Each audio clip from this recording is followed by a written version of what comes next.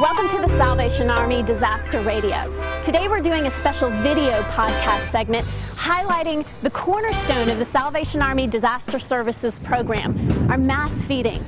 And the foundation of our mass feeding program is our mobile feeding units, what we refer to as the Salvation Army Canteen. We're lucky today because we have Divisional Disaster Director Kevin Smith with the Florida Division. He's an expert in mass feeding and an expert in canteens. And he's going to tell us, what is a canteen? Hey, Christy. Hey, Kevin. Thanks for being with us today. My pleasure. I know everyone out there watching our video podcast wants to hear from a true canteen expert. What is a canteen? Well, a canteen is really the basis of the Salvation Army Disaster Ministry. It's the first thing to get to the people at the place of need and time of need. And that's what we're here to talk about today. Can you give us a tour? Oh, absolutely. Great. You know, Christy, to make it simple, it's really just a kitchen on wheels. Basically, everything you can do at home, but it's on wheels. Are they all the same size? No, as a matter of fact, they're quite different. Some of our kitchens can do like 500 meals a day. Some of them can do up to 5,000 meals a day. And it all depends on what's inside the unit that makes it to its capacity on the line. So do you need a big parking lot to park in and have everyone come and get food there? When you're talking about those big numbers of the Salvation Army, when we're serving those 5,000 a day, yeah, that probably is good. But the beauty of these things, you can take them into small communities right in the place of need. And that's why they're mobile canteens, and that's why it's the foundation and service of the Salvation Army. Cool. Let's look inside. Absolutely.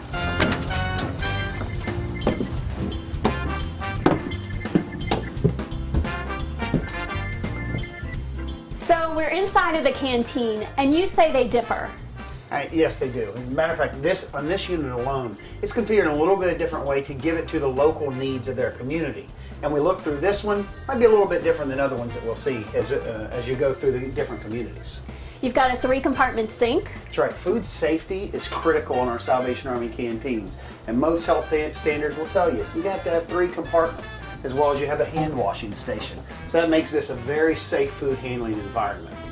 But in talking about food safety, do you only get cold water out of here, or how do you get hot water? Well, actually, underneath the sink is a hot water heater, or a water heater, that's similar to what you have in your home to make it a very safe and sterile environment. I see you have Java. Absolutely. What's the most critical part of a Salvation Army canteen? Having coffee on the scene. And these are made and built into the canteens to put out peak amount of coffee for those that we serve during disaster. And then you have your storage areas. That's right. Well, you know, you've got to be ready in a disaster to be able to move your quantity of stuff, have stuff on hand so that you can supply quickly. It's good to have good shelving throughout your unit so that you can stock stuff away and be ready to respond immediately. So you've got prep areas, and then what is this thing right here? Actually, this is something that any guy on a canteen has ever experienced in a disaster will love to tell you about this. You take this, try your normal can opener on one of these big cans. Takes you 30 minutes to try to open it. Pop these in here, within seconds you have a can open and ready to go and serve to the people. I love it. I don't know if this is a stupid question, and I don't want to sound naive, but it's really shiny in here. Yeah, Krista, one of the things is we talk about the water and the safe food handling. It's very critical for us to have surfaces that we can clean and sanitize regularly on a canteen. It just helps having one more way to have a safe food environment. And so you've got 2 microwaves. That's right.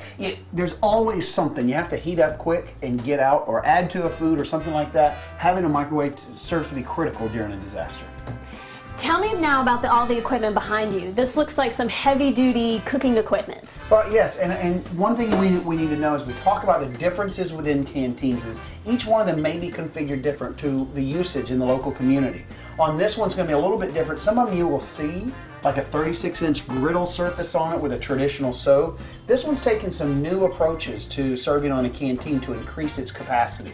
Such of the things is you just have your regular 2 burners. They're industrial burners, but they can heat food quickly, and that's how you can boil water, you can get stuff up to speed real quickly. But one of the innovative things that we've seen on canteens lately is called a tilt skillet. Oh, cool. Tilt skillet has become a great way to increase the capacity of a canteen. And if you look in here, you could put any quantity of food in here, heat it up in a hurry, but you could also tilt it and use it just like a regular burger grill where you're flipping burgers or heating up hot dogs. So it becomes very functional during a disaster to increase your capacity. So this is an oven behind you. That's right. We talked about the differences. Some of them have the traditional griddle in an oven, your traditional oven at home. Most people will tell you the difference between a convection oven and your conventional oven.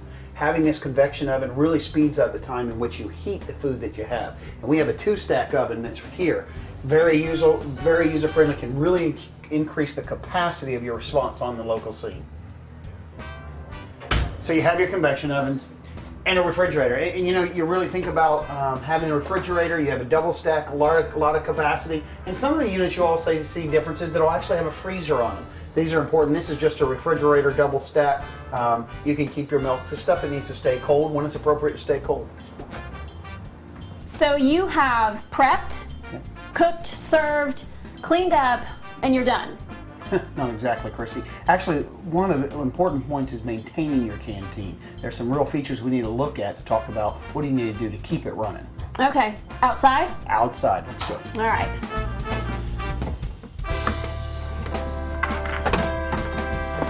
You know, Christy, we talked about things of maintaining the canteen.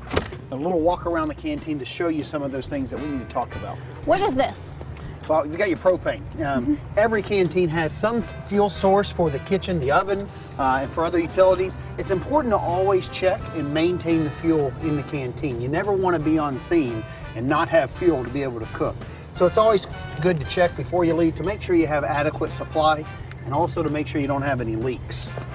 Okay, so I don't know much about trucks, but I do know the difference between gasoline and diesel. That's right, and some of our canteens is different. One of them may have a gasoline supply for the engine and a separate diesel supply for the generator. On this canteen, it's all one fuel source, but it's important to check with your owner's manual to know what it is for your unique canteen. Speaking of the generator, is that what this is? It is, and it's a good generator too.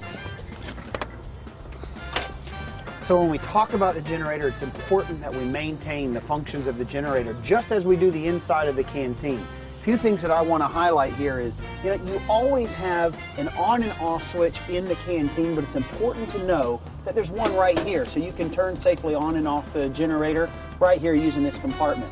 It's also important to know that there's a breaker there that you can shut the power off to the unit. If this goes, and the breaker is blown, then you won't get power inside. So it's always good to know a place that you can check first to make sure the power is actually going to the canteen. Something you want to make sure is you're always checking the fluids. You know, it's just like your car engine, a generator is. You always want to make sure that you've got adequate fresh oil in the generator to maintain it. And then there's other fluids, depending on the size and the functionality of the generator. You might have antifreeze in it, just like things that you would in your regular car engine. And I want to show you here, we have a power cord. Now this power cord is important because it allows you to hook up to what we call a landline service, so you don't have to rely on your generator. You always want to make sure that your power cord is in your unit when you rely on scene, so you might not have to use your generator at all times to get power. So maintenance doesn't end under here, I'm assuming. That's right. As a matter of fact, we have to go around the front. Can you tell me what's under the hood? Well, actually, let me say something really important for your canteen is that, you know, sometimes you're using the same fuel source as we talked about a minute ago.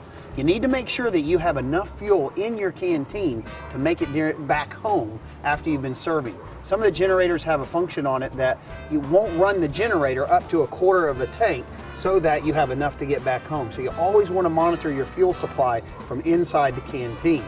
And then we talk about what's under here. All the same things we talk about your generator and more need to be considered with your engine to your canteen, including maintaining the oil, always changing your oil at the proper intervals based upon the manual for your canteen. And I guess in the end, if you don't maintain your equipment, you can't serve the community. That's exactly right. You need to be ready to go when you're called to help support the community. If this isn't running, you can't help. It's the foundational part of our ministry and disaster services. Without it, we can't respond effectively to the point of need. Good words from our canteen expert, Kevin Smith. Thanks a lot, Christy. And that concludes our video podcast today. If you have any questions, feel free to email us at disasterradio@uss.salvationarmy.org.